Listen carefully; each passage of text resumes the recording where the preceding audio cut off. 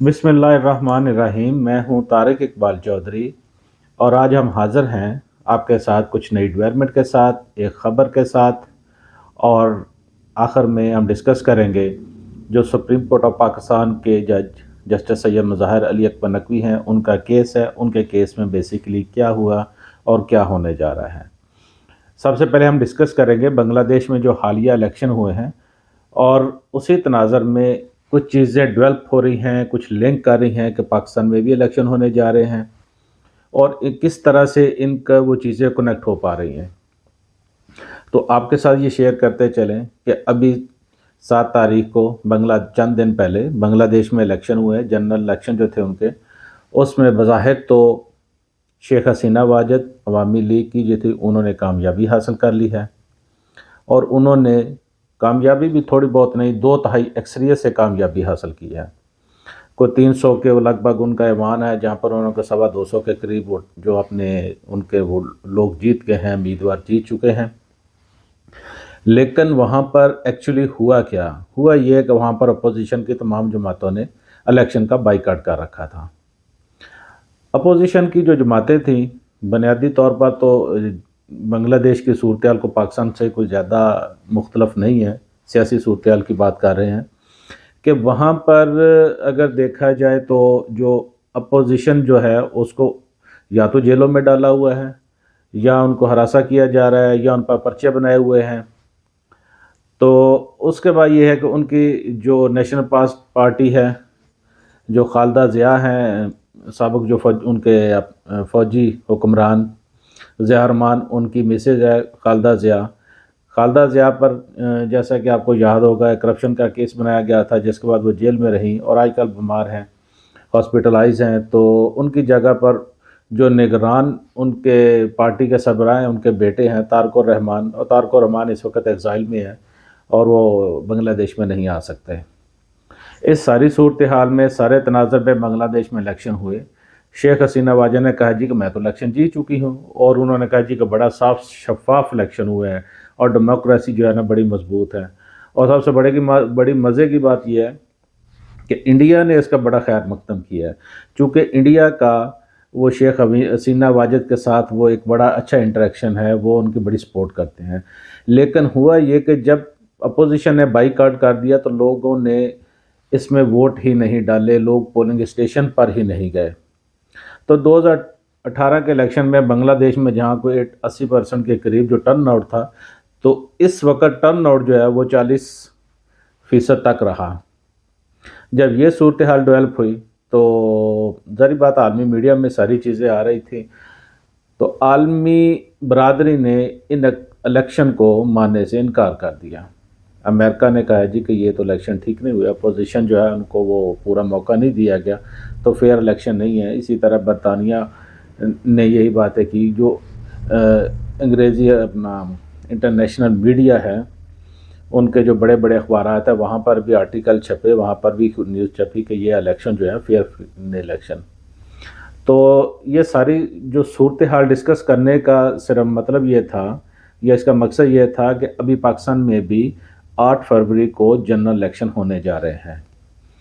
تو اگر آپ دیکھیں تو یہ صورتحال جو ہے بنگلہ دیش کی کو پاکستان میں بھی ایسی ہی ڈیولپ ہوتی ہوئی نظر آ رہی ہے بظاہر ابھی تک،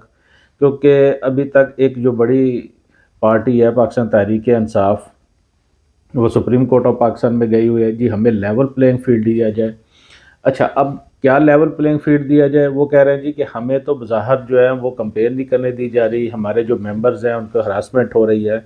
کینڈیڈیٹس جو ہیں ان کو پکڑ لیا جاتا ہے، تو کمپین کیا کرنی، کینڈیڈیٹس کو باہر نہیں نکلنے دیا جاتا، ان کو اریسٹ کر لیا جاتا ہے، ایک مقدمے پکڑتے ہیں، وہ باہر آتا ہے، ضمانت ہوتی ہے، دوسرے پھر پکڑتے ہیں۔ تو یہ صورتحال بنی ہوئی ہے۔ تو اس کے ساتھ جو اہم ڈیولپمنٹ ہے ابھی تک،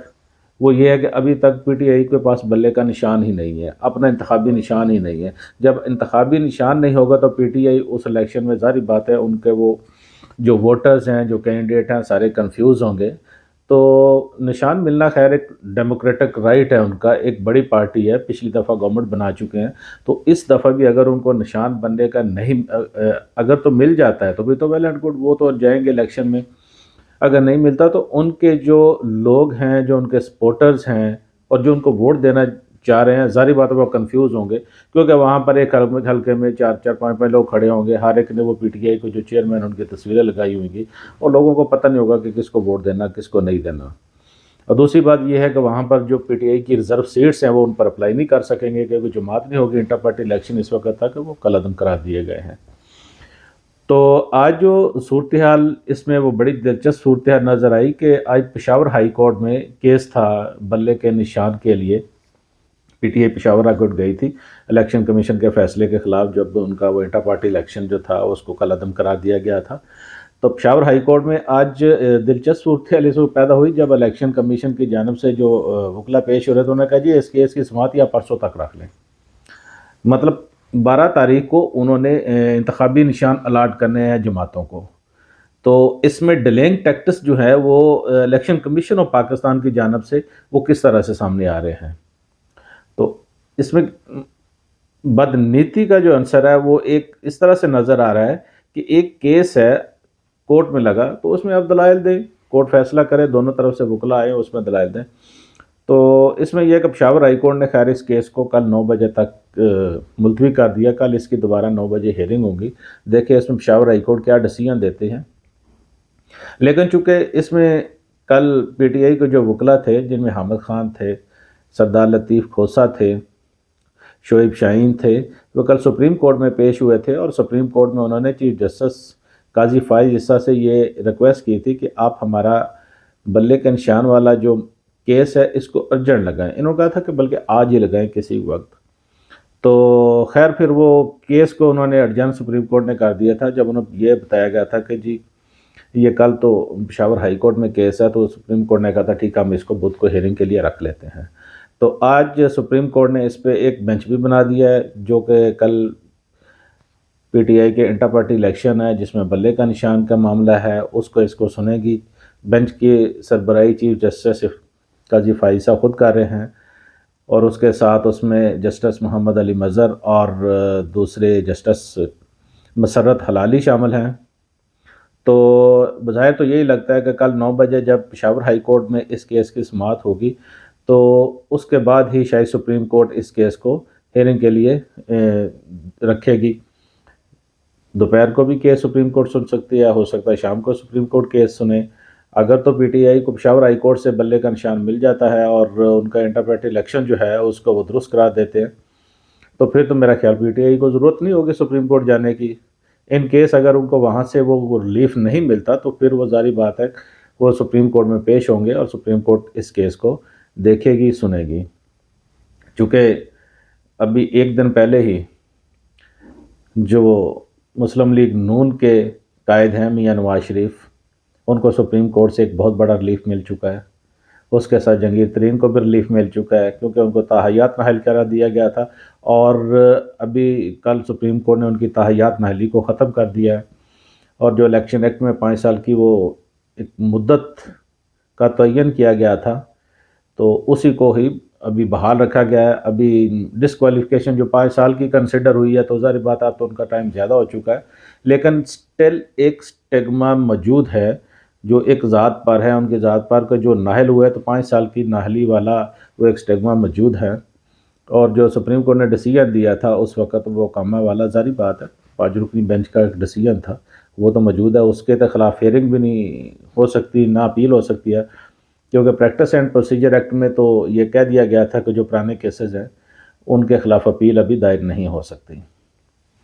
تو ایک تو یہ ہے کہ سپریم کورٹ کل اس کیس کو انٹر پارٹی الیکشن والے کو دیکھے گی، اور میرا خیال کل کا جو دن ہوگا وہ تحریک انصاف کے لیے ایک انتہائی اہم دن ہوگا۔ کل تحریک انصاف کا جو آئندہ الیکشن ہے 8 فروری کا، اس کی فیٹ ڈیسائیڈ ہونے جا رہی ہے، اگر میں غلط نہیں کہہ رہا۔ اگر ان کو یہ الیکشن سمبل مل گیا بلے کا نشان تو پھر تو الیکشن ان کا بن جائے گا، اور الیکشن میں وہ جائیں گے، فل فلیج الیکشن ہوگا اور کنٹیسٹ اچھے ہوں گے۔ اور سپوز اگر ان کو یہ پشاور ہائی کورٹ یا سپریم کورٹ سے یہ بلے کا نشان نہیں مل سکتا یا نہیں مل پاتا تو شاید ان کے لیے الیکشن میں جانا مشکل ہو جائے گا۔ تو اس کے ساتھ دوسرا یہ ہے کہ آپ سے ڈسکس کریں سپریم کورٹ کے جج جسٹس مظاہر علی اکبر نقوی، جن کا آج پھر سپریم کورٹ میں کیس تھا،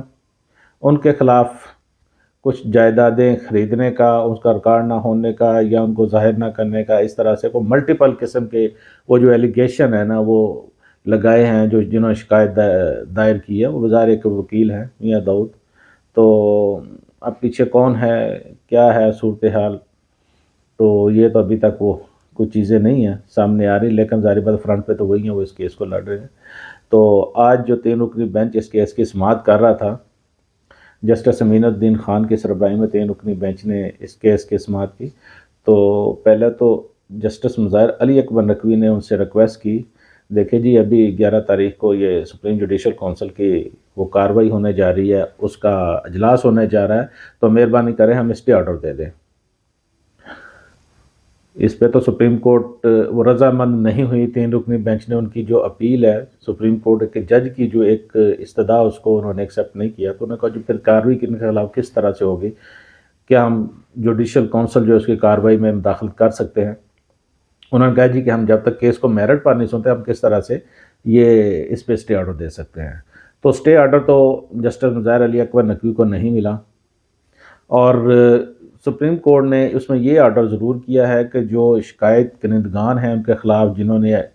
وہ شکایتیں داخل کی ہیں سپریم جوڈیشل کونسل میں، ان کو باقاعدہ اس کیس میں فریق بنایا جائے تاکہ وہ سامنے آئیں اور اس پہ اپنا وہ جو مدعا ہے اس کو بیان کریں۔ تو اس کے بعد ابھی 11 جنوری کو سپریم جوڈیشل کونسل کا اجلاس بھی ہونے جا رہا ہے، جس میں جسٹس مظاہر علی اکبر نقوی صاحب کا جو کیس ہے اس کو ٹیک اپ کیا جائے گا، اوپن کورٹ میں اس کی سماعت کی جائے گی، اور اس میں پھر یہ ہے کہ وہ اپنا مدعا بھی بیان کریں گے، ان کے وکلاء بھی پیش ہوں گے۔ تو اس میں یہ ہے کہ ابھی اس کیس کی پھر پروسیڈنگ جو ہے اس کے بعد آگے بڑھے گی۔ تو ناظرین یہ تو تھی آج تک کے لیے ڈیولپمنٹ جو کہ میجر ڈیولپمنٹ تھی، اور اس کے بعد کل پی ٹی آئی کے لیے ایک بہت ہی اہم دن ہوگا۔ کل پھر حاضر ہوں گے آپ کی خدمت میں،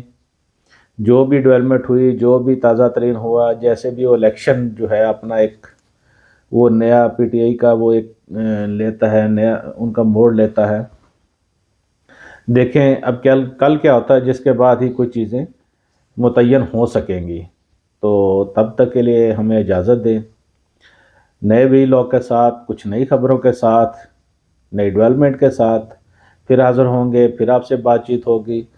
تب تک کے لیے اجازت دیں، اپنا بہت بہت خیال رکھیے گا۔ خدا حافظ۔